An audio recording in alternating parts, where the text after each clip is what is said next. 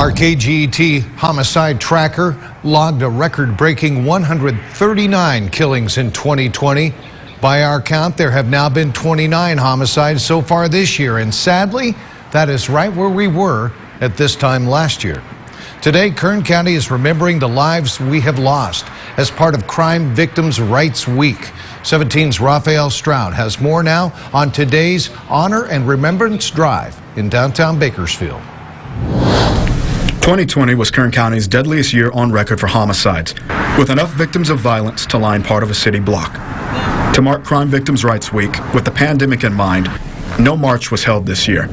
But the faces of those we lost stared back at the people who passed the Justice Center on Truxtun Avenue. In 1981, President Ronald Reagan saw a need to recognize victims and make sure that the country honored victims and afforded them the dignity and respect they deserve. The District Attorney's Office organizing this memorial to show the real cost of violence in our community. I hope they understand they're not alone, that the community is heartbroken for them. Dolly Hidalgo was there for her son, Luis, just about 2 miles from where he was shot at 2nd and I Streets. She says he was a happy man and a father, but knows he had his issues. What she doesn't know is who killed him. It's hard because he was always the one by my side. He never left my sight.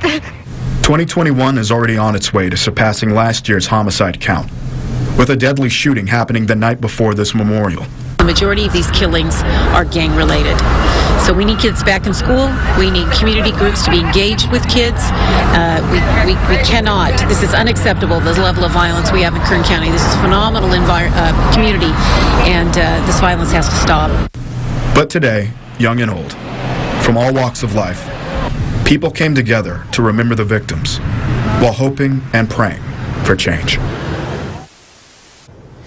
And that was 17's Raphael Stroud reporting. The district attorney says she understands that families are still waiting and that justice can take time, but she promises investigators have not given up on their cases. Anyone with information who has information that can help solve a case can remain anonymous and call this Kern Secret Witness Hotline. That number is 661-322-4040.